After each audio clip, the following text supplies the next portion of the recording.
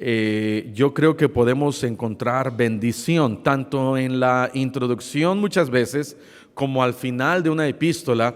A veces no podemos ver tantas cosas quizás como doctrina, porque al principio son salutaciones y al final son igual despedida, y esta carta se ha escrito por tal persona y dirigida a quienes, y saludos a algunos otros hermanos. Pero yo creo que encontramos tantas cosas aquí en Filipenses. Vamos a ponernos de pie, por favor. Vamos a leer versículos del 1 al 6, capítulo 1, Filipenses capítulo 1, versículos del 1 al 6. Y espero que nos podamos gozar en la palabra de Dios. Yo creo que la palabra de Dios es para gozarnos, amén. Venir a la iglesia, hay que venir para gozarnos, y espero que así sea. Vamos a leerlo de manera alternada. Dice la palabra de Dios: Pablo y Timoteo, siervos de Jesucristo, a todos los santos en Cristo Jesús que están en Filipos con los obispos y diáconos. Gracia y paz a vosotros, de Dios nuestro Padre y del Señor Jesucristo. Doy gracias a mi Dios siempre que me acuerdo de vosotros, siempre en todas mis oraciones, rogando con gozo por todos vosotros, por vuestra comunión en el Evangelio desde el primer día hasta ahora. Todos, estando persuadido de esto, que el que comenzó en vosotros la buena obra, la perfeccionará hasta el día de Jesucristo. Vamos a cerrar nuestros ojos y vamos a orar. Señor, te damos gracias nuevamente por tu palabra. Gracias porque podemos leerla, porque podemos gozarnos y ver cómo usaste de una manera maravillosa a esta iglesia allá en Filipo. Te pedimos, Señor, que podamos aprender de esta carta, de esta epístola, de la iglesia misma. Ayúdanos, Señor, a nosotros a poder buscar ser una iglesia que pueda ser de bendición y que pueda ser bendecida. Gracias por tu palabra. Te pedimos que si hay alguien que no es salvo, que no te tiene como Salvador y Señor, que no salga de esta noche, de este lugar, o dejar de escuchar esta predicación sin que haya recibido a Cristo en su corazón. Gracias por la salvación y la vida eterna. Bendice, Señor, te lo pedimos en el nombre dulce de Cristo Jesús. Amén. Amén. Pueden tomar asiento. Dice la palabra de Dios: Pablo y Timoteo, siervos de Jesucristo. Conocemos que Pablo es el escritor acá de Filipenses y menciona a Timoteo también, siervos como siervos de Jesucristo. Y luego dice: a todos los santos en Cristo Jesús que están en Filipos. Está escribiendo esta epístola y está escribiéndola a todos los santos. Los santos son aquellos que han sido salvos por la sangre de Cristo. Y luego dice: con los obispos y diáconos. La primera cosa que quiero que veamos aquí en estos primeros versículos de Filipenses es que era una iglesia organizada. La iglesia de Filipos era una iglesia organizada. Dice ahí, les está escribiendo y está escribiendo a los santos. Es una carta en general. Una epístola es una carta dirigida a una congregación y está hablando a ellos, y es una carta dirigida a la congregación, y dice en Cristo Jesús. Está hablando entonces principalmente a aquellos que ya son salvos, a la iglesia misma. Y está hablando también, incluye ahí diciendo, con los obispos y diáconos. De tal manera que esta iglesia tenía obispos y tenía sus diáconos. Era una iglesia que estaba organizada, era una iglesia que tenía pastores, era una iglesia que tenía diáconos, era una iglesia que tenía ujieres, era una iglesia organizada. A pesar de que era una iglesia primitiva, a pesar de que era una iglesia que se había comenzado en un lugar en donde la mayoría de las personas ni siquiera eran judíos, sino conformados por muchos si pudiéramos decir, soldados romanos, las mujeres que primero fueran salvas ahí, como Lidia, como Evodia, Síntique. Pero no era una iglesia que Pablo había comenzado y simplemente había dejado, y ahora estaba escribiendo y diciéndoles: bueno, hermanos, síganse reuniendo, síganse congregando, y una iglesia desorganizada. No, Pablo había organizado muy bien a esta iglesia. ¿Y qué ejemplo nos da a nosotros? Yo creo que en nuestros días nos hace falta mucha más organización y necesitamos, yo creo, como una iglesia bíblica, necesitamos de diáconos, necesitamos de obispos, necesitamos de maestros de escuela dominical, necesitamos de ujieres, necesitamos de que estemos mejor organizados. Primera de Corintios capítulo 14 versículo 40, Pablo escribe en 1 Corintios capítulo 14, en el versículo 40, y él dice: pero hágase todo decentemente y con orden. Ahora, había ciertas características que el obispo tenía que tener. No vamos a ir a las características, pero las características, parte de estas características del obispo era que debía de ser marido de una sola mujer. Era una persona que debería de ser sobria, no emborrachándose, amén. Era alguien que debería de ser sin tacha, irreprensible. Era alguien que tenía que tener su casa en sujeción, que todo marchara bien. Era alguien que debía de ser un buen ejemplo. De tal manera que los obispos y diáconos que tenía esta iglesia habían sido muy posiblemente llevados a esos puestos bajo oración y bajo la supervisión de Pablo. Era una iglesia organizada. Era una iglesia organizada. Yo creo que no solamente debemos de orar que nuestra iglesia sea organizada, pero que nuestra familia sea organizada. Cada quien hace lo que quiere hacer o hacemos lo que debemos hacer. Cada quien se levanta y se despierta y se va a dormir cuando quiere y comen cuando quiere, hacen lo que quieren, o tenemos una familia organizada. Yo creo que si comenzamos con tener una familia organizada, vamos a tener también una iglesia organizada. No comienza por la iglesia organizada y después vamos a organizar nuestra familia. La fuerza de la iglesia y la espiritualidad de la iglesia comienza con los miembros de la iglesia, cada uno de nosotros. Ahora, en nuestros días tenemos algunas situaciones. Por ejemplo, cuando tenemos a un diácono, Dios mediante, un día vamos a tener diáconos, pero cuando tenemos a un diácono, muchas veces uno de los problemas en nuestras iglesias es que se le da un título a alguien de diácono y ¿qué pasa? Se les sube a la cabeza, ¿verdad? Dicen: wow, soy diácono. Yo recuerdo que estábamos hace años en una iglesia en donde los diáconos decidían si les parecía la predicación del pastor. Y cuando el pastor no predicaba bien, los diáconos hablaban con el pastor y le decían: ¿sabe qué? Ya no hable tanto del diezmo, ya no hable tanto de esto, porque nos está ofendiendo a nosotros. Y entonces, cuando no se hacía lo que el diácono decía o los diáconos decían, corrían al pastor y traían a otro pastor. Y cuando no hacía el pastor lo que los diáconos decían, lo corrían. Ahora, tenemos, yo creo, una gran responsabilidad como iglesia, porque también conozco a otras iglesias que no tenían diáconos.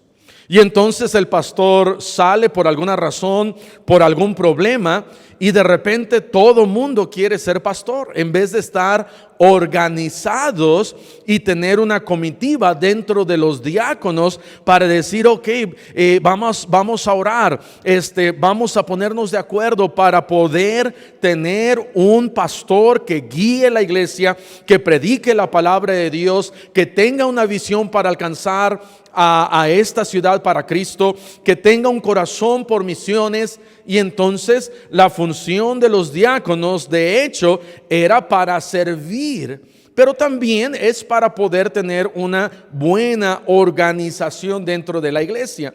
Entonces la iglesia de Filipos era una iglesia organizada. Número 2, era una iglesia que otros podían decir o otros bendecían. En el versículo 2 dice: gracia y paz a vosotros de Dios nuestro Padre y del Señor Jesucristo. Pablo está hablando a esta iglesia y está diciendo: gracia y paz a vosotros. Está comenzando con estas palabras, shalom. Está comenzando con estas palabras: la gracia de Dios, la bendición de Dios sea con ustedes. Ahora, ¿por qué era una iglesia con la que Pablo estaba bendiciendo? Bueno, era una iglesia que Pablo estaba bendiciendo porque Pablo la había comenzado, pero también era una iglesia que había participado con Pablo para llevar el evangelio a otras iglesias, porque era una iglesia que había participado en la ofrenda misionera. Entonces, cuando nosotros como iglesia participamos en la ofrenda misionera, va a haber misioneros que van a orar por nosotros, que nos van a bendecir. Mi esposa y yo aún recibimos algo, no tanto como cuando llegamos, pero recibimos algo de ofrendas de iglesias de Estados Unidos. Y casi cada ocasión, cada vez que voy al cajero y meto mi tarjeta para sacar dinero, le digo, hago una oración y le digo al Señor: Señor, gracias, porque hay iglesias que nos están apoyando y están apoyando la obra aquí en Puebla. Y oro por las iglesias que nos mandan dinero y por pastores que como familia a nosotros nos están ayudando. Entonces, si hay iglesias y pastores e individuos que de repente mandan dinero para apoyar la obra aquí en Puebla, para que más almas puedan ser salvas, y nosotros estamos orando. ¿Quiénes somos nosotros para orar por ellos? No somos nadie, pero nosotros como iglesia podemos continuar con el apoyo a misiones hasta Nepal, hasta la India, hasta Israel, hasta El Salvador, hasta China. Y estos misioneros seguramente, no solamente nosotros estamos orando por ellos, pero ellos seguramente están orando por nosotros. Están diciendo: Señor, bendice a la iglesia, ayúdalos. Y hay ciertos hermanos que aún nos ven por internet, hermanos que cuando estamos, hablo con ellos constantemente, estamos en comunicación con varios misioneros y estamos apoyando en esta semana, gracias a Dios, a través de unos hermanos de Estados Unidos que mandaron dinero, pudimos apoyar a un pastor allá en Oaxaca, a otro pastor aquí en Izúcar de Matamoros, y dijeron: pastor, gracias, vamos a orar por ustedes. Y qué bendición, amén, que puedan orar por nosotros. Era una iglesia bendecida. Era una iglesia bendecida. Ahora, ¿qué es lo contrario de bendición? Maldición, ¿verdad? Cuando no sé cómo poner esto, pero cuando andamos quizás al volante, como que no nos importa mucho, o espero que a ustedes sí y a mí también, pero ahora tenemos algo que es el enojo en la calle, en la carretera, en las vías públicas, y gente se mete y se atraviesa. Hace como 2-3 días venía del centro y quería llegar aquí a la iglesia, y había alguien en una combi que no quería dejar a alguien más, y se hacía para la derecha y se hacía para la izquierda y para la derecha y para la izquierda, y no traía mi carrote, traía mi carrito. Y cuando traigo mi carrito no puedo hacer mucho, pero cuando traigo la van de 15 pasajeros, cuidado, ¿verdad? Pero no quería darles bendición. quería darles maldición, ¿verdad? No lo hice. Dije, Señor, pues sé con ellos, pero cuando alguien nos hace daño, dice Dios, ama a tus enemigos, pero es difícil a veces. Es difícil y tenemos que amarlos y tenemos que orar y pedir y que Dios nos dé paciencia y mansedumbre. Pero cuando alguien nos hace daño, no queremos dar bendición, queremos dar maldición. Pero esta iglesia estaba haciendo las cosas bien y era una iglesia que estaba recibiendo bendición. La Biblia dice que somos nosotros bendecidos cuando bendecimos a Jerusalén. La palabra de Dios dice que cuando nosotros oramos por Israel como nación para que sean salvos, vamos a recibir bendición. Y tenemos que orar tanto por Israel, tanto como debemos de orar por todo el mundo. Pero esta iglesia, número 2, era una iglesia que recibía bendición de otros. Número 3, era una iglesia también por la que otros oraban. Versículo 3 y versículo 4 dice: doy gracias a Dios siempre que me acuerdo de vosotros, siempre en todas mis oraciones, rogando con gozo por todos vosotros. No solamente Pablo oraba. Ahora, si a mí me gustaría que alguien orara por mí, hubiera sido Pablo. Que me pusieran a escoger Abraham, Bulmaro o Pablo, yo diría Pablo. Nada contra Abraham, nada contra Bulmaro. Pero si esta iglesia, dice la Biblia, que Pablo oraba por ellos siempre. Hay ciertos pastores por los que a mí me gustaría que ellos oraran por mí. Cuando yo estaba en el instituto bíblico, recuerdo que en una ocasión llegó un misionero que la iglesia apreciaba mucho y era, por decir, como el misionero favorito. Estaba haciendo la obra de Dios, le estaba echando ganas aquí en México y llegó al instituto y me conocía. Y cuando me vio, me acuerdo que me dio $10. Y cuando en el instituto uno recibe $10, lo primero que hace no es darlo a la ofrenda, sino vamos y compramos una pizza de Little Caesars, ¿verdad? Ya tenemos acá, me trae muchos recuerdos del instituto. Pero la otra cosa que para mí fue más importante fue que él me dijo: estoy orando por ti todos los días, estoy orando por ti. Yo creo que las oraciones de mi abuela, mamá de mi mamá, mi abuela Piedad, ella, cada vez que la veía, me decía que ella estaba orando por mí. Y yo creo que muchas veces estamos aún en los caminos de Dios porque alguien está orando por nosotros. Alguien está orando por nosotros. Tenemos nosotros que reconocer lo bueno y lo importante de la oración. Y Pablo oraba por esta iglesia. Pero también Pablo oraba por esta iglesia porque era una iglesia simpática, era una iglesia que se daba a querer, era una iglesia que amaba a la obra misionera, era una iglesia bien organizada, era una iglesia que amaba la obra de Dios. De tal manera que para Pablo no se le hacía tan difícil orar por esta iglesia. Y dice la palabra de Dios: siempre doy gracias a mi Dios, siempre que me acuerdo de vosotros, siempre en todas mis oraciones, rogando con gozo por todos vosotros. Y dice ahí: por todos. Entonces yo creo que Pablo tenía por ahí una lista y se acordaba de tal hermano. Señor, bendice y ayuda a aquel hermano, y bendice y ayuda a aquella hermana, y a los diáconos y a los obispos y a los pastores y a los obreros. Ayúdalos, Señor, bendícelos. Yo creo que él oraba por nombre y se acordaba de las familias, y se acordaba no solamente de eso y no solamente de las ofrendas que le mandaban, pero quizás también de la comida, de la amistad que él tenía, de qué bonito había sido para Pablo el haber estado allí en Filipos. De tal manera que era una iglesia por las que otros oraban. Número 4, era una iglesia dada al evangelio.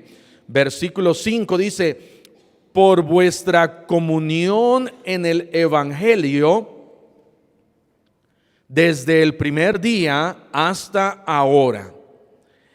Ahora, aquí esta palabra comunión es esta palabra koinonía, la cual nos está hablando de compañerismo, comunión. Y Pablo está diciendo: oro y reconozco y veo la comunión en el Evangelio que ustedes tienen. Muy posiblemente esta era una iglesia que desde el principio participó con Pablo en dar a la obra misionera. Porque dice la palabra de Dios, desde el primer día hasta ahora. Ahora, Pablo había ido a Filipos, les había enseñado la importancia del Evangelio. Y él les dijo: ¿saben qué? De la misma manera que el Evangelio ha llegado aquí con ustedes, el Evangelio tiene que ir a Tesalónica, el Evangelio tiene que ir a Grecia, el Evangelio tiene que ir a todos estos lugares, y tenemos nosotros que alcanzar esta ciudad. De tal manera que cuando Pablo está hablando de la comunión en el Evangelio, muy posiblemente esta iglesia desde el principio ellos entendieron la importancia de alcanzar a su ciudad para Cristo, pero también alcanzar a otras ciudades a través de la promesa misionera, de la promesa de fe, porque dice Pablo, desde el primer día hasta ahora. Es algo que ellos no dejaron de hacer. No les escribió Pablo y les dijo: ya tan pronto se les ha olvidado que tenemos que llevar el Evangelio, ya tan pronto se les olvidó tener un corazón por las almas, ya tan pronto se les olvidó el poder alcanzar a las personas y mandar para que otros puedan ir. No, Pablo estaba contento. Era una iglesia dada al Evangelio desde el primer día hasta ahora. ¿Qué hubiera sido si Pablo me escribiera en estos momentos? ¿Qué hubiera sido que Pablo haya visitado mi familia y se haya quedado en nuestra casa aquí en Puebla? Y por unos 6 meses Pablo se queda en nuestra casa, se levanta todos los días a orar y a leer su Biblia, y ya ahí de las 7:30 se sienta a la mesa. Y nosotros nos sentamos ahí alrededor con la mesa con él para desayunar, y Pablo empieza a hablar con nosotros acerca de la importancia del Evangelio. Y el Evangelio son las buenas nuevas y la importancia de hablarles a otros para Cristo. Y entonces Pablo dice: ¿saben qué? ¿Por qué no salimos y evangelizamos? Y decimos: ok, pues sí, vamos a hacerlo. Y salían unas horas y regresaban, y ahora comían. Y 6 meses así. Se va Pablo. Y meses después, y quizás años después, Pablo escribe a nuestra familia y nos dice: ¿saben qué?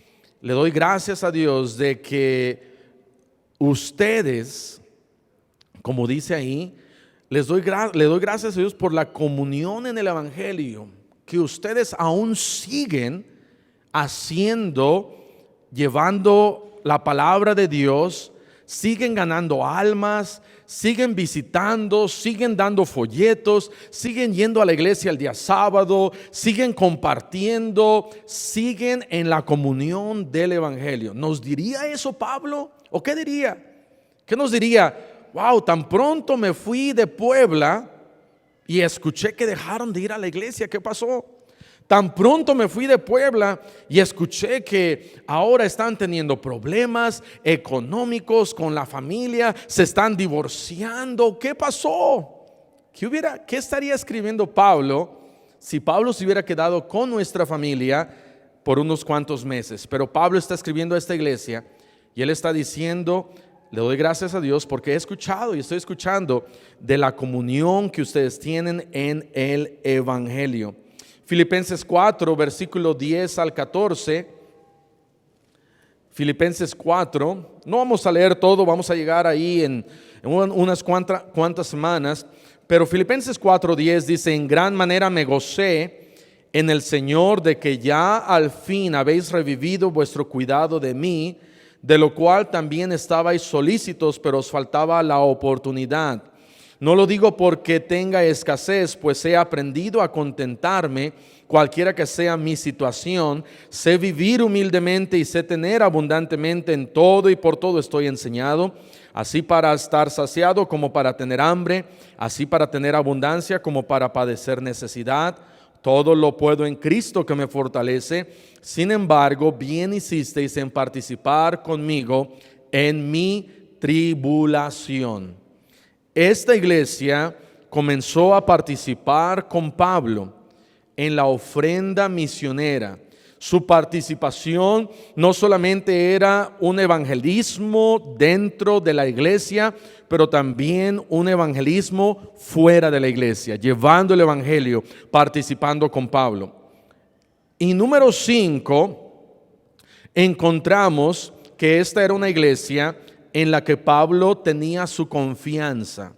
Ahora, ¿confianza en qué aspecto? Vean el versículo 6, Filipenses 1:6. Dice la Biblia, estando persuadido de esto, estando seguro de esto, estando seguro, y se refiere, la primera cosa, estando seguro de que Dios lo puede hacer todo. Porque ahorita, como leímos en Filipenses 4:13, dice, todo lo puedo en Cristo que me fortalece, amén. Pero también está hablando a la iglesia en un segundo aspecto.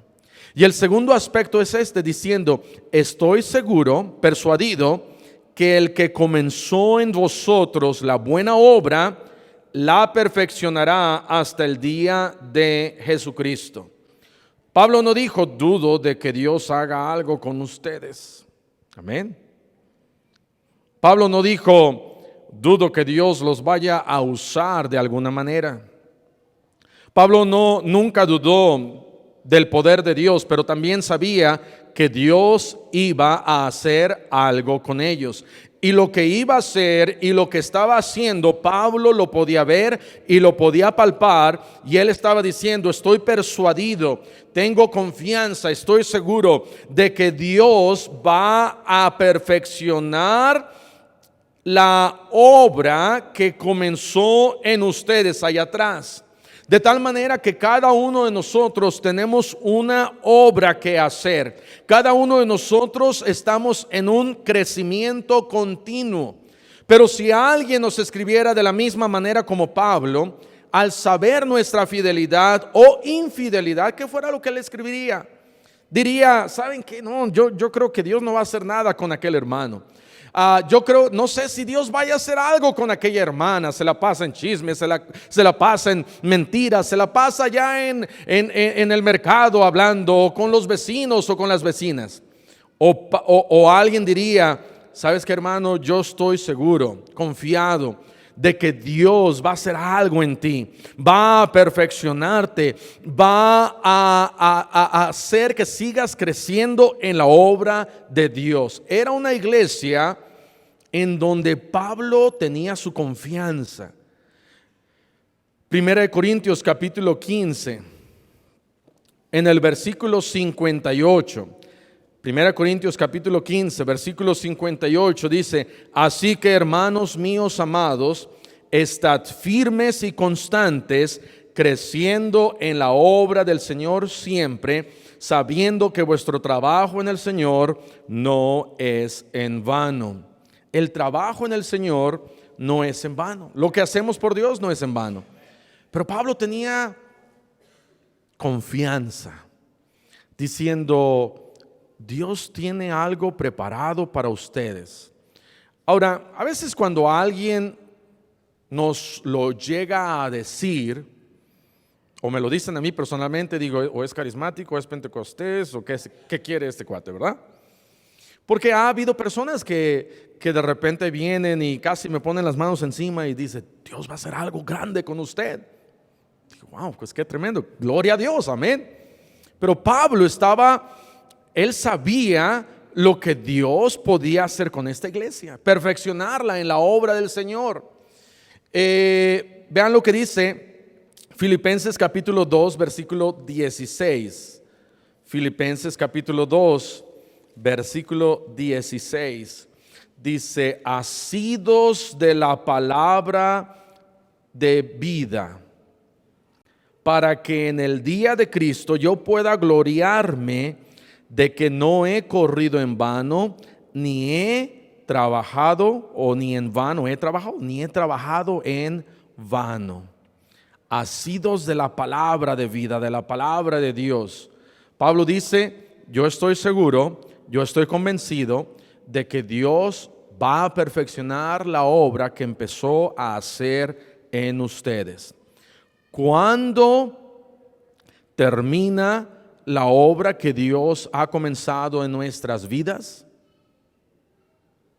En el día en que yo muera. No puedo yo decir, ok, ya hice 5 años, serví a la iglesia, Señor, me voy a jubilar. No puedo decir, no, ya llegué a los 100,000 pesos de dar en ofrendas, me voy a jubilar.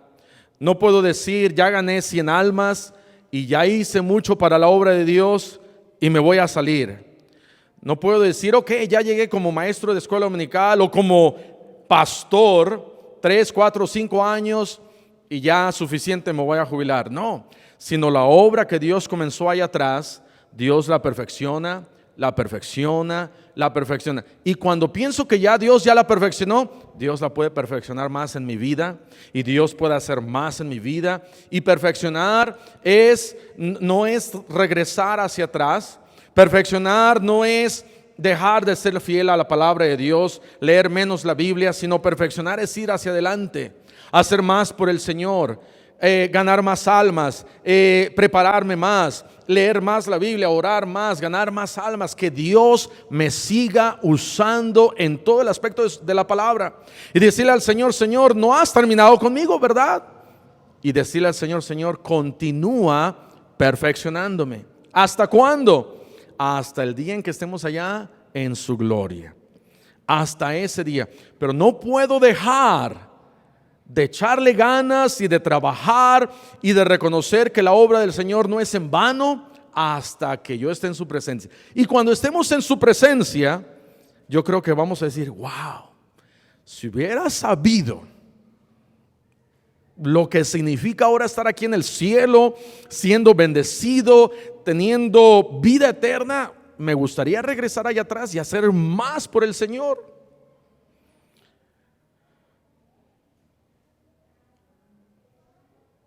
Hay un misionero que se llamó Carlos Studd.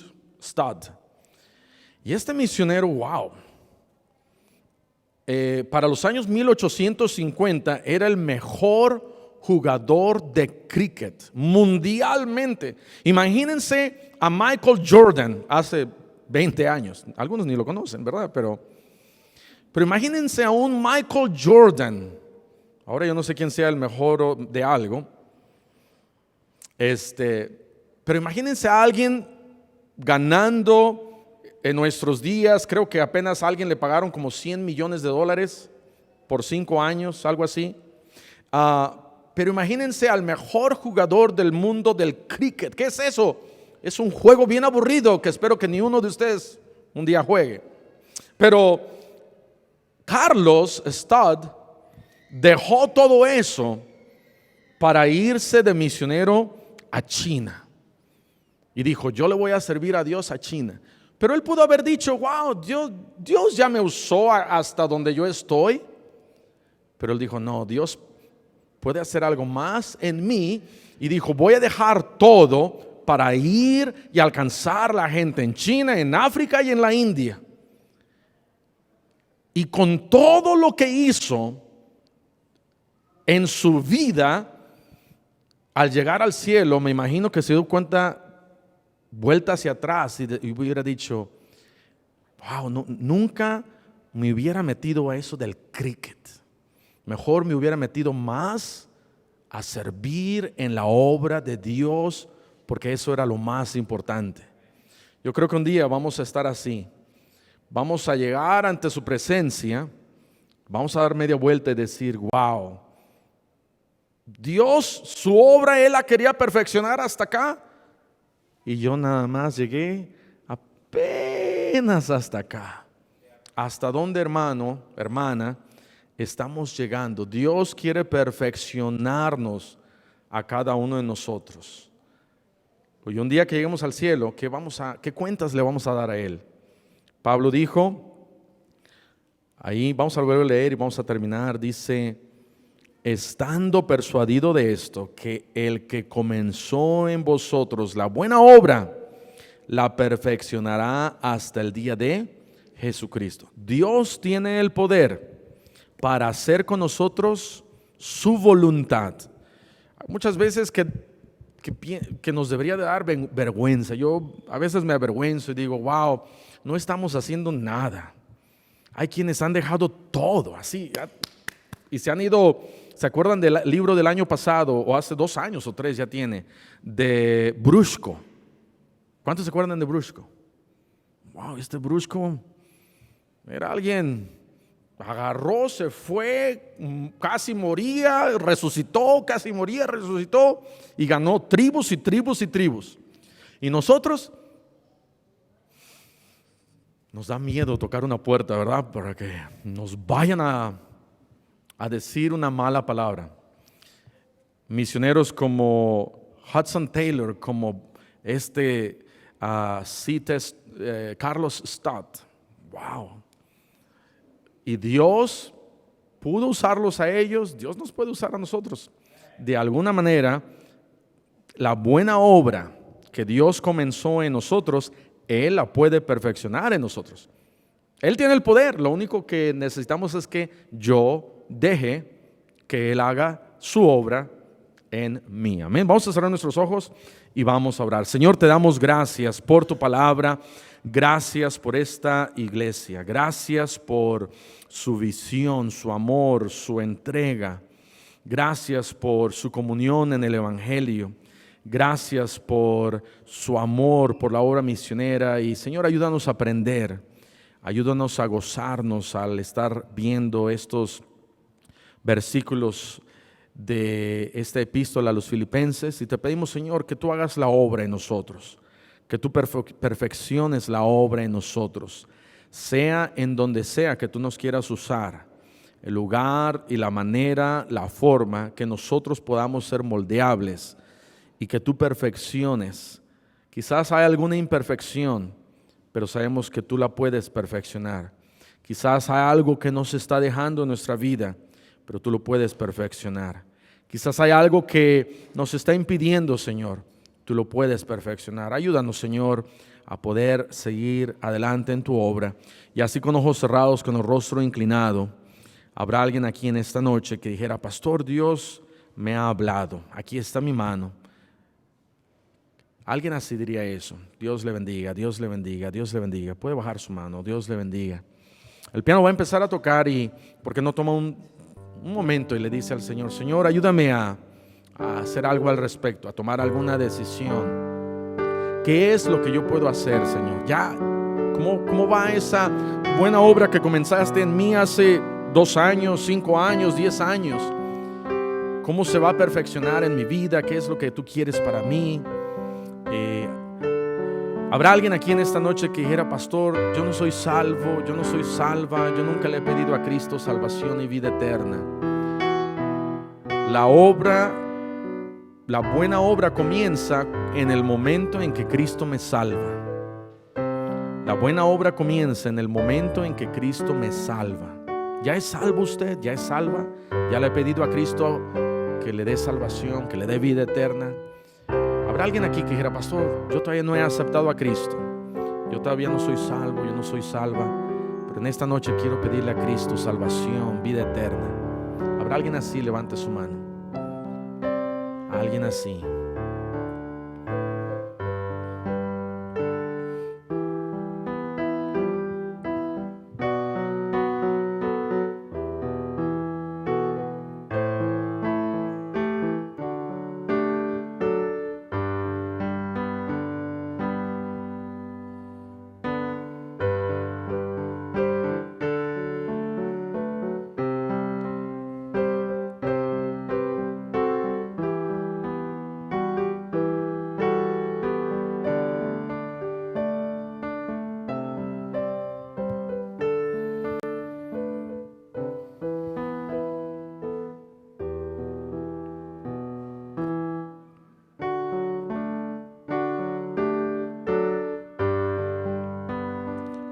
bien, pueden tomar asiento. Señor, te damos gracias nuevamente por tu palabra. Te pedimos, Señor, que nos perfecciones.